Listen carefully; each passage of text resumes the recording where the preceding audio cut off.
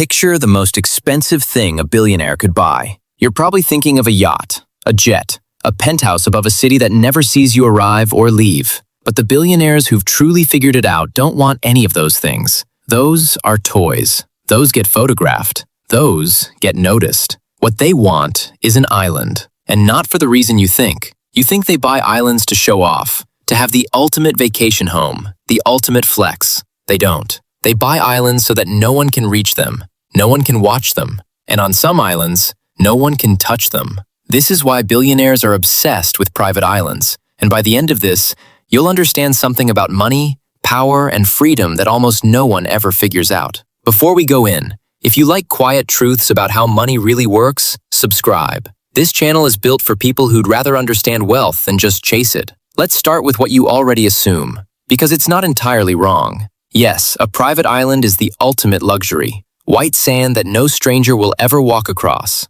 Water so clear it looks fake. A house, or several, built exactly to one person's taste, with no neighbors close enough to ever complain. You imagine waking up to silence, your own beach, your own dock, a staff that appears when needed and vanishes when not. And for a certain kind of buyer, that's enough. The fantasy sells itself. There are private islands on the market right now for the price of a modest apartment in a major city, and others that cost more than entire companies. So if that were the whole story, this would be a short video. Rich person buys beautiful thing. The end. But the beautiful thing isn't why they really want it. The beach is the cover story. What they're actually buying is hidden underneath it. Here's what you have to understand about being extremely wealthy. The problem isn't getting things. It's getting away from people. When you're worth billions, you are never truly alone. Someone always wants something.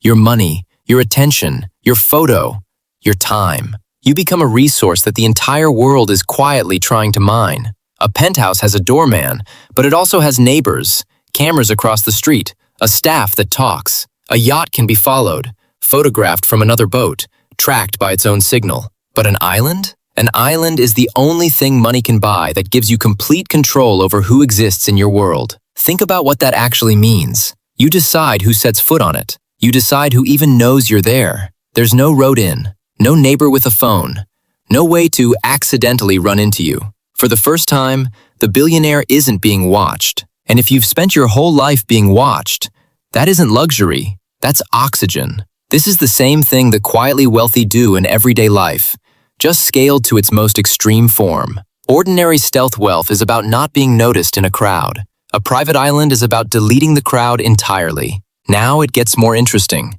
because privacy is only the beginning. When you own an island, you don't just control who comes, you control the place itself, in a way you can never control property inside a city. No zoning board telling you what you can build, no permits to argue over for years. On your own land, far from any city, you are essentially the local government. You want a private airstrip? Build it. Your own power grid that answers to no utility company? Build it. Your own water supply, so you don't even depend on the outside world to survive? Build it. This is the part most people miss. A private island isn't just a home. It's the closest thing on earth to building your own small, self-sufficient country, one where you write all the rules. And for someone whose entire life has been spent being told what they can't do, by regulators, by boards, by governments, that kind of control is worth more than any beach. If this is already changing how you think about what rich people actually buy, drop a like. It genuinely helps these quieter stories reach more people. Now here's the part nobody puts in the brochure.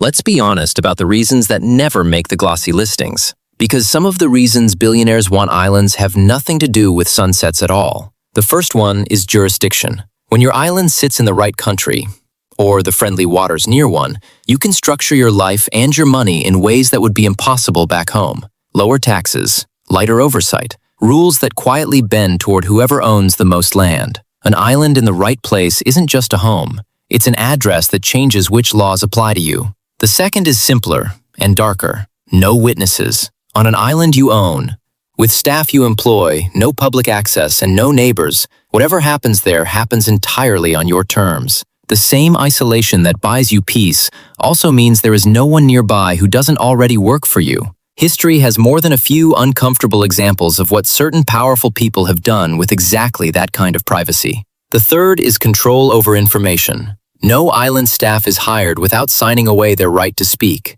The boats are yours. The flight logs are yours. What gets seen, photographed, or remembered is decided entirely by the person who owns the sand. You don't just buy privacy, you buy the power to erase. None of this is in the brochure. The brochure shows you the water. But the people buying at the very top aren't paying for the water. They're paying for everything the water hides. So why does any of this matter if you're never going to buy an island? Because it quietly tells you what wealth is actually for at the very top. And it's not what they want you to believe. They're happy to let you think it's about the beach, the yacht, the flex. Because as long as you're chasing the appearance of wealth, you'll keep spending your money on things that get noticed, things that get photographed, things that keep you visible, and keep you working to afford them. But the people who actually hold power spend their money on the opposite, on disappearing, on control, on not being reachable, on a world where the rules bend toward them instead of against them. The flex is the decoy. Privacy is the prize. And here's the part you can use long before you ever have island money.